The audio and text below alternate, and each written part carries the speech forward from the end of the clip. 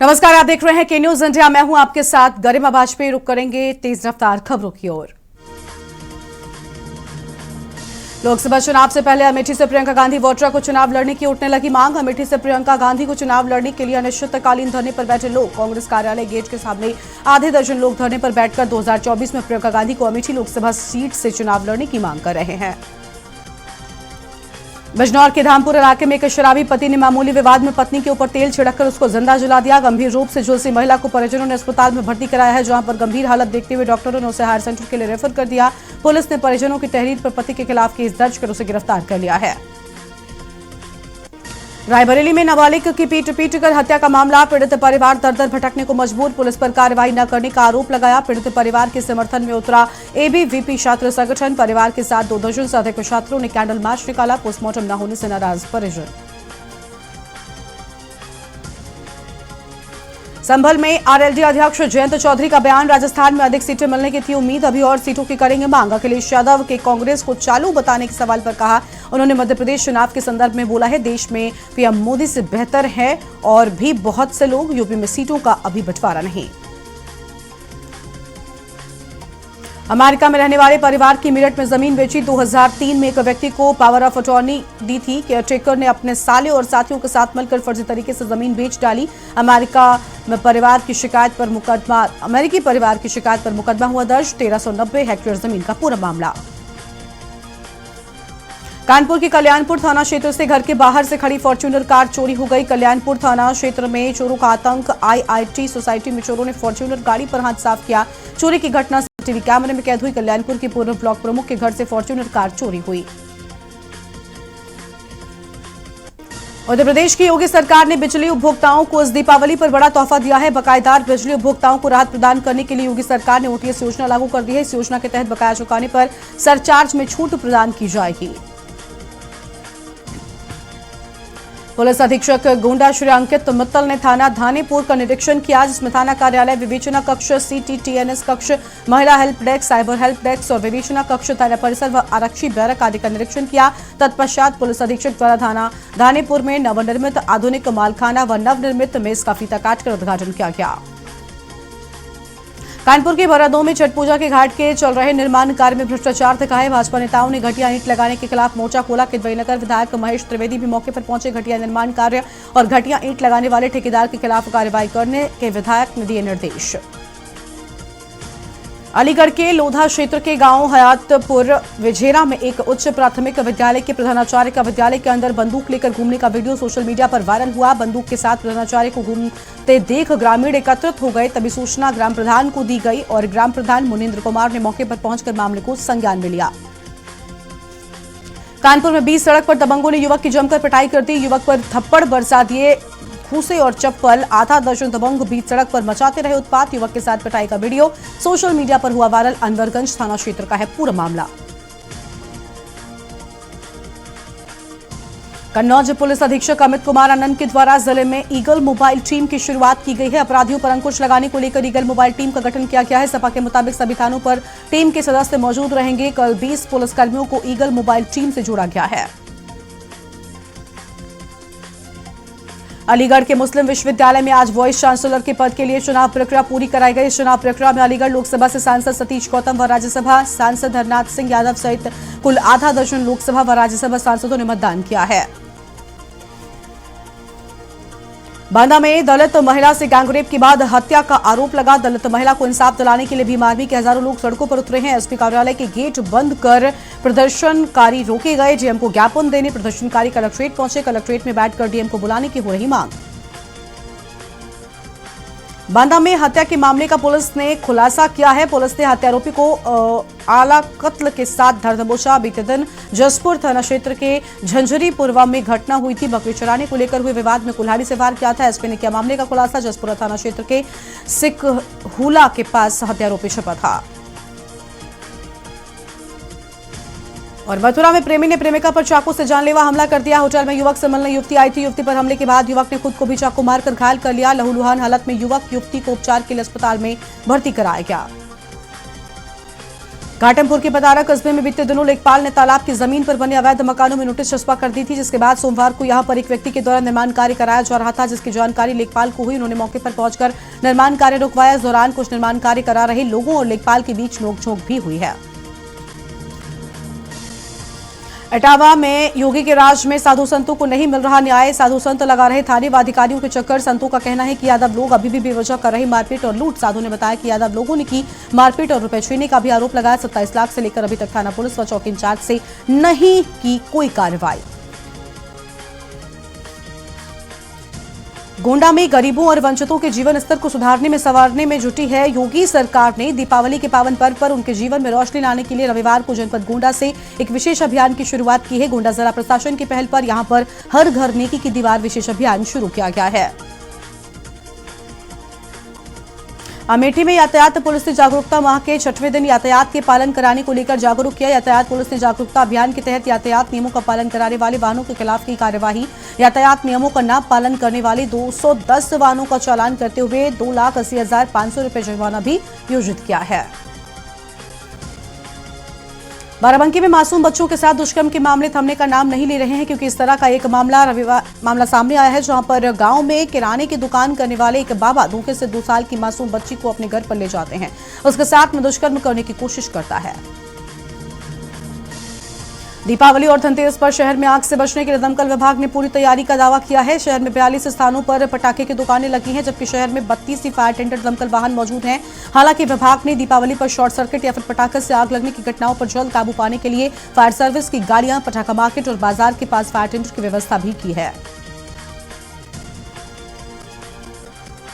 लखनऊ में railway TTE का एक अजीब कारनामा सामने आया है। सांसद का बोर्डिंग स्टेशन दूसरा था। ऐसे में उस स्टेशन से पहले के सफर में सीट खाली थी, तो उनके कोटे की सीट टीटी ने बेच डाली। मामला उजागर हुआ तो अधिकारियों ने अपनी गर्दन बचाने के लिए टीटी को निलंबित कर दिया। सांसद कोटे की 4 में से 3 सीट बेच दी गई। प्रदेश के डेयरी सेक्टर को बड़ा औद्योगिक स्वरूप देने के लिए ब्राजील की 2 बड़ी कंपनियों ने प्रदेश के आनंदा डेयरी के साथ मिलकर पोषण युक्त पशुचारा निर्माण और गोवंश नस्ल सुधार के लिए साथ मिलकर काम करने का फैसला लिया। बीते दिसंबर 2022 में global investor summit road show के दौरान ब्राजील गई टीम यूपी के साथ हुई बातचीत के बाद अब इसे क्रियान्वयन किया जा रहा है। गुजरात सरकार के स्वास्थ्य एवं परिवार कल्याण, चिकित्सा शिक्षा, उच्च और तकनीकी शिक्षा, कानून, न्याय, विधायी और संसदीय कार्य मंत्री ऋषिकेश पटेल ने सोमवार को लखनऊ में रोड शो किया। नई दिल्ली में कर्टन रेजर कार्यक्रम के बाद Mumbai, Kolkata, Chandigarh, Chennai, Japan, Europe, Singapore, Australia, Vietnam और दक्षिण कोरिया में हुए राष्ट्रीय एवं अंतर्राष्ट्रीय रोड शो के बाद वाइब्रेंट गुजरात 2023 प्रतिनिधिमंडल ने लखनऊ रोड शो का समापन किया। उत्तर प्रदेश अधीनस्थ सेवा चयन आयोग की तरफ से आयोजित हुई पीईटी की आंसर की जारी की गई है। पीईटी 2023 का आयोजन 28 और 29 अक्टूबर को प्रदेश के 35 जिलों में हुआ था। परीक्षा 2-2 घंटे की 2 पालियों में हुई थी। यूपी SSSC की ओर से जारी होने वाली प्रोविजनल आंसर की का लाखों अभ्यर्थी बीते 1 सप्ताह से इंतजार कर रहे थे। दिल्ली एनसीआर समेत पूरे उत्तर भारत में भूकंप के तेज झटके कल महसूस किए गए। इसकी तीव्रता 5.8 दर्ज की गई थी। शाम 4:16 पर दिल्ली से लेकर लखनऊ तक धरती हिलने से लोग सहम गए, घरों से बाहर निकल गए।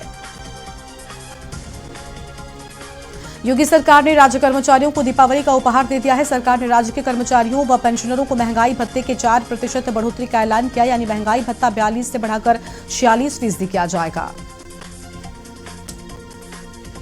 दीपावली एवं छठ पर्व पर घर आने वालों का सफर परिवहन निगम आसान करेगा। योगी सरकार की तरफ से अतिरिक्त परिवहन की व्यवस्था कर दी गई है। परिवहन विभाग ने तय किया है कि 10 से 20 नवंबर तक अतिरिक्त बसों का संचालन किया जाएगा। प्रदेश के लोगों को अच्छी परिवहन सुविधा उपलब्ध हो सके, इसके लिए परिवहन निगम अपनी तैयारियां भी कर रहा है। लखनऊ में पार्क रोड स्थित विधायक निवास की कैंटीन में काम करने वाले जयप्रकाश तिवारी ने सोमवार को फांसी लगाकर अपनी जान दे दी। उनकी बेटी की 29 नवंबर को शादी होनी है। आत्महत्या के पहले उन्होंने सब्जी और चटनी बनाई और लोगों से हंस बोल कर बातें कर रहे थे। सहकर्मी के जाते ही उन्होंने ये कदम उठा लिया। आत्महत्या का कारण अब तक स्पष्ट नहीं हो सका है। यूपी एटीएस ने आईएसआईएस के एजेंट बनने की शपथ ले चुके 2 संदिग्ध आतंकियों को गिरफ्तार कर लिया है। अलीगढ़ के रहने वाले संदिग्ध आतंकी अब्दुल्ला अरसलान और मास बिन तारिक के खिलाफ मुंबई में गिरफ्तार 2 संदिग्ध आतंकियों से इनपुट मिले थे। दोनों के पास से आईएसआईएस और अलकायदा इंजन AQIS से जुड़े साहित्य और दस्तावेज भी मिले हैं। लखनऊ में पारा के सरोसा में शराब के नशे में एक युवक ने फांसी लगाकर आत्महत्या कर ली। सूचना पाकर मौके पर पहुंची पुलिस ने शव को कब्जे में लेकर पोस्टमार्टम के लिए भेज दिया। मृतक प्रॉपर्टी डीलर का काम करता था। पुलिस ने शव का पोस्टमार्टम कराने के बाद सोमवार को परिजनों के हवाले कर दिया। यूपी में डेंगू का अटैक जारी है। प्रदेश भर में 15 मई से लेकर अब तक 20,353 नए मरीज सामने आए हैं। इनमें से सबसे ज्यादा मरीज लखनऊ और कानपुर के हैं। और अयोध्या में देव दीपावली के बाद काशी के देव दीपावली में भी लाखों की संख्या में पर्यटकों के आने की उम्मीद है। ऐसे में मुख्यमंत्री योगी आदित्यनाथ ने देव दीपावली पर वाराणसी कमिश्नरेट पुलिस की सुरक्षा संबंधित तैयारियों की समीक्षा की है। अधिकारियों ने मुख्यमंत्री को बताया कि इस बार देव दीपावली पर 5 लाख से ज्यादा पर्यटकों के आने का अनुमान है। अब पेंशनरों को जीवन प्रमाण पत्र जमा करने के लिए कोषागार, बैंक या अन्य किसी विभाग में जाने की जरूरत नहीं। पेंशनर्स अपने नजदीकी डाकघर के पोस्टमैन या फिर ग्रामीण डाक सेवक के माध्यम से डिजिटल लाइफ सर्टिफिकेट जारी करवा सकते हैं। इसके लिए मात्र 70 रुपए का शुल्क निर्धारित किया गया है। यूपी 112 के बाहर कॉल टेकर्स ने नौकरी जाने की आशंका पर एकत्र हो गए। उन्होंने आउटसोर्सिंग कंपनी बदले जाने से नौकरी जाने की बात सामने आने का विरोध जताया है। तो वहीं एडीजी यूपी 112 अशोक सिंह ने बताया कि किसी भी कॉल टेकर को हटाया नहीं गया है। यूपी सरकार की तरफ से निराश्रित गोवंश के प्रबंधन के लिए पुख्ता इंतजाम करने के लिए सरकार की तरफ से निर्देशित किया गया है कि प्राथमिकता के आधार पर अब 3 श्रेणियों में गोवंश की गणना कराई जाए। निजी पशुपालकों, कान्हा उपवन, गोवंश आश्रय स्थल व सड़कों पर कितने निराश्रित पशु हैं, इसकी गिनती हो।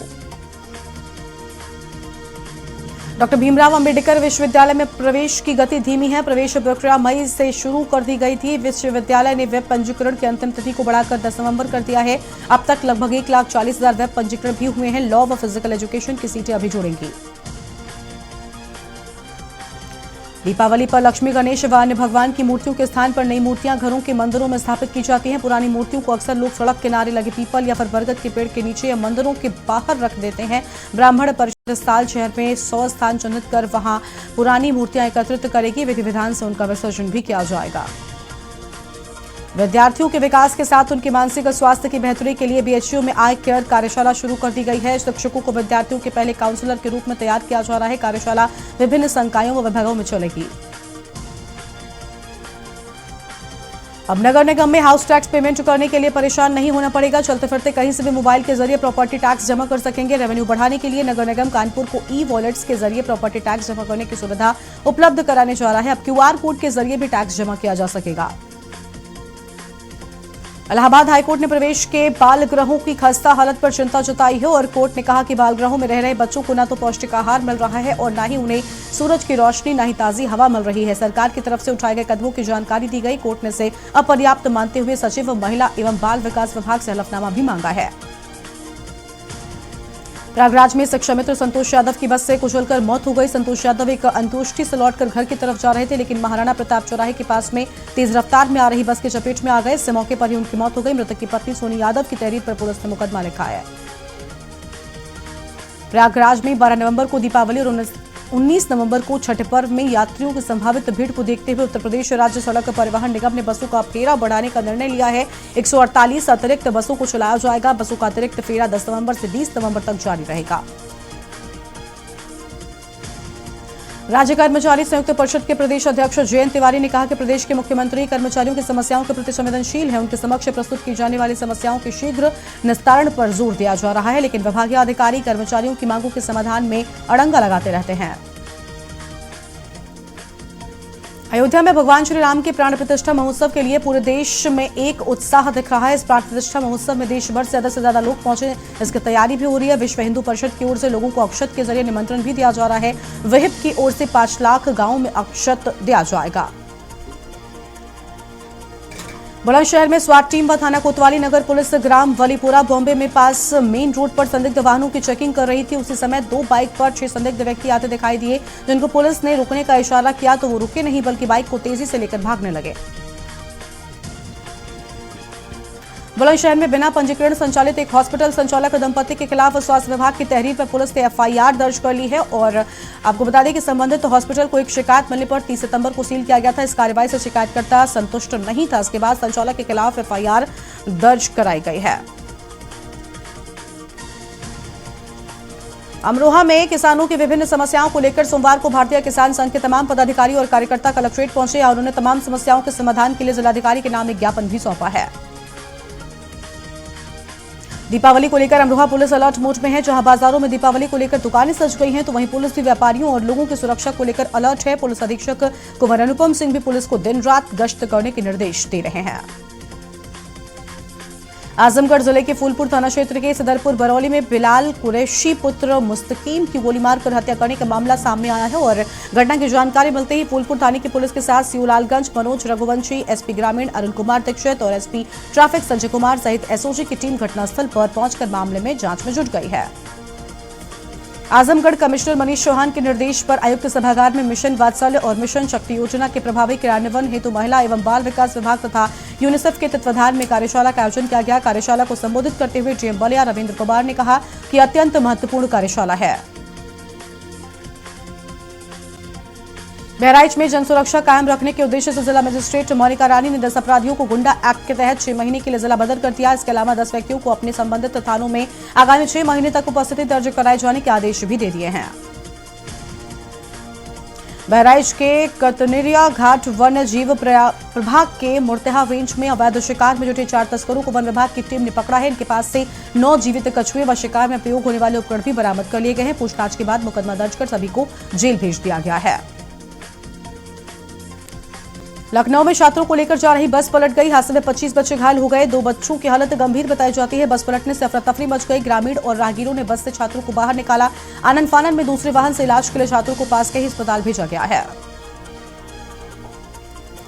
यूपी के सरकारी स्कूलों में दाखिले की संख्या में इजाफा नहीं हो रहा है। प्रदेश भर में 482 ऐसे स्कूल चिन्हित किए गए हैं जहां पर तमाम दावों के बावजूद इस सत्र में अब तक कोई भी नया प्रवेश नहीं हो सका। यही वजह है कि स्कूल शिक्षा महानिदेशक की तरफ से इन विद्यालयों की लिस्ट जारी करके तत्काल कार्रवाई के निर्देश भी दे दिए गए हैं।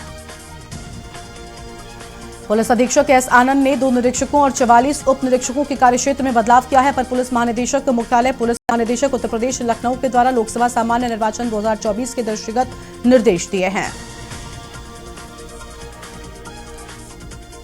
बलिया में जिलाधिकारी रविंद्र कुमार ने शिक्षा क्षेत्र दुबहड़ के शिवपुर देयर स्थित प्राथमिक विद्यालय का निरीक्षण किया। निरीक्षण के दौरान जिलाधिकारी ने बच्चों और अध्यापकों की उपस्थिति का रजिस्टर चेक किया है। रजिस्टर में पिछले 3 दिन के बच्चों की उपस्थिति के बारे में जानकारी भी ली है। बलिया में सड़क दुर्घटना में घायल मनियर थाना क्षेत्र के मड़ियारी गांव निवासी युवक की इलाज के दौरान मौत हो गई। सूचना मिलते ही मौके पर पहुंची पुलिस ने शव को कब्जे में लेकर जरूरी कार्रवाई के पश्चात अन्य परीक्षण के लिए भेज दिया है। वहीं जालौर में संदिग्ध परिस्थितियों में युवक की मौत पर परिजनों ने जमकर प्रदर्शन किया। मृतक का शव को रखकर झोलूपुर मदारीपुर मार्ग पर जाम भी लगा दिया। सूचना पर मौके पर पहुंचे पुलिस थाने की फोर्स और ट्रैक्टर चालक परिवार का भरण पोषण करता था। सिरसा कलार थाना क्षेत्र के अभेदेपुर का पूरा मामला है।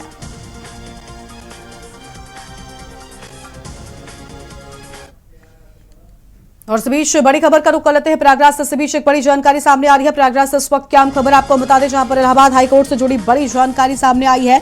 प्रयागराज से अहम खबर आपको बता दें, बड़ी खबर सामने आई है। सपा विधायक इरफान सोलंकी की जमानत पर सुनवाई। सपा विधायक इरफान सोलंकी की जमानत पर सुनवाई होगी। बड़ी जानकारी आपको हम बता रहे हैं। और इरफान सोलंकी के वकीलों की तरफ से कोर्ट में बहस पूरी कर दी गई है। इरफान सोलंकी की ओर से जमानत याचिका डाली गई थी, जिसको लेकर पूरे मामले में सुनवाई की बात सामने आई है। और अगली सुनवाई पर राज्य सरकार की ओर से बताया जा रहा है कि बहस होगी 17 नवंबर को मामले में होगी अगली सुनवाई। तो 17 नवंबर अगली सुनवाई की तारीख भी सामने आ चुकी है। बड़ी जानकारी आपको बता दें, बांग्लादेशी नागरिक का फर्जी आधार कार्ड बनवाने का आरोप इरफान सोलंकी पर, जिसके बाद पूरे मामले में आपको बता दें कि कानपुर नगर में कई मुकदमे इरफान सोलंकी पर दर्ज हैं। ये पूरा मामला आपको हम बता रहे हैं, जहां पर इरफान सोलंकी ने हाईकोर्ट से जमानत की गुहार लगाई है और इस पूरे मामले में सुनवाई की बात सामने आई है। हालांकि अगली सुनवाई की तारीख 17 नवंबर होगी और इरफान के वकीलों की ओर से अपना पक्ष रखा गया है। अब आगे की सुनवाई में राज्य सरकार की ओर से अपना पक्ष रखा जाएगा। ये बड़ी जानकारी आपको हम बता रहे हैं। सपा विधायक इरफान सोलंकी की जमानत को लेकर सुनवाई की बात, इरफान सोलंकी के वकीलों की तरफ से कोर्ट में बहस पूरी कर दी गई है। प्रयागराज से बड़ी जानकारी, अगली सुनवाई पर राज्य सरकार की तरफ से बहस होगी। यह अहम खबर आपको बता दें। और अगली सुनवाई 17 नवंबर को होनी है। कानपुर में इरफान सोलंकी पर कई मुकदमे दर्ज हैं। यह हम जानकारी आपको हम बता रहे हैं। फिलहाल जेल में है इरफान सोलंकी और बांग्लादेशी नागरिक का फर्जी आधार कार्ड बनवाने का आरोप इरफान सोलंकी पर लगा है। और भी कई मामले इरफान सोलंकी पर कानपुर नगर में दर्ज हैं और कानपुर नगर में कई मामले दर्ज हैं, जिसके बाद इन्हें जेल भी जाना पड़ा था। फिलहाल जमानत याचिका इनकी ओर से लगाई गई थी, जिसको लेकर सुनवाई की बात सामने आई है और इरफान के वकीलों की ओर से अपना पक्ष रखा गया है। अगली सुनवाई 17 नवंबर को होगी राज्य सरकार की ओर से, तब अपना पक्ष रखा जाएगा। बड़ी जानकारी प्रयागराज से विधायक इरफान सोलंकी की जमानत पर सुनवाई की बात सामने आई है। प्रयागराज से बड़ी खबर, इरफान सोलंकी की वकीलों की तरफ से कोर्ट में बहस पूरी की गई है।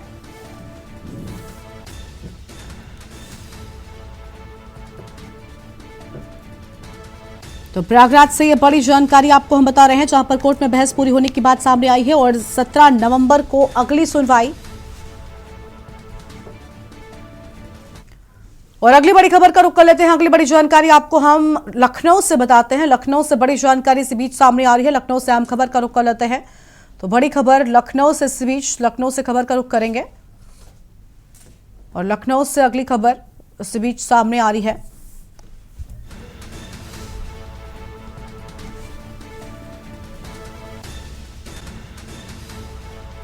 तो लखनऊ से खबर, जहां बोनस की सौगात देने के लिए निरीक्षण किया गया है। लखनऊ से बीच एक अहम खबर सामने आई है। नगर निगम से जुड़ी है बड़ी जानकारी। नगर आयुक्त इंद्रजीत सिंह ने निरीक्षण किया है और नगर निगम के कर्मचारियों को तोहफे की बात सामने आई। अपर नगर आयुक्त तो लेखा विभाग का निरीक्षण किया गया है।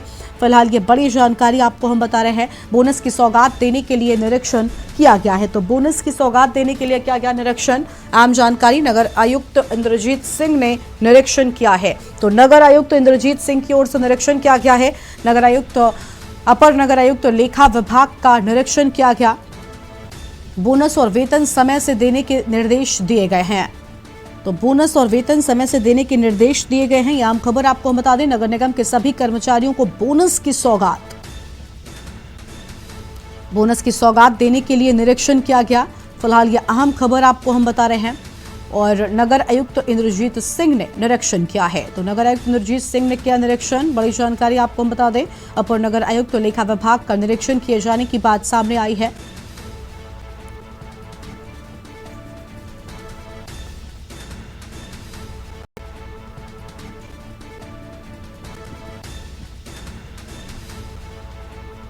तो यह हम खबर आपको हम बता रहे हैं। अपर नगर आयुक्त लेखा विभाग का निरीक्षण किया गया।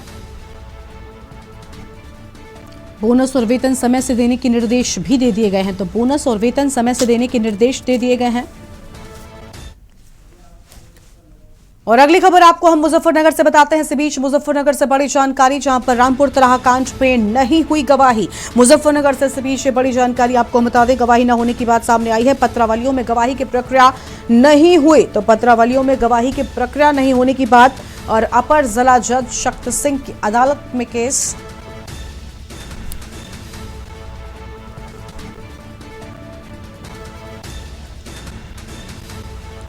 अपर जिला जज शक्ति सिंह की अदालत में केस की बात सामने आई है। फिलहाल ये अहम जानकारी आपको हम बता रहे हैं। इस वक्त की बड़ी खबर, 17 नवंबर को रामपुर तराही कांड में होगी सुनवाई। तो 17 नवंबर को रामपुर तराह कांड में सुनवाई की बात सामने आई है। उत्तराखंड को अलग राज्य बनाने की मांग थी। तो उत्तराखंड को अलग राज्य बनाने की थी मांग और आंदोलनकारियों पर मुजफ्फरनगर में चली थी गोलियां। यह अहम जानकारी आपको हम बता दें। और इस बुलेटिन में फिलहाल इतना ही। तमाम बड़ी खबरों के लिए आप देखते रहिए के न्यूज इंडिया। नमस्कार। आप देख रहे हैं के न्यूज, खबरों का सारथी।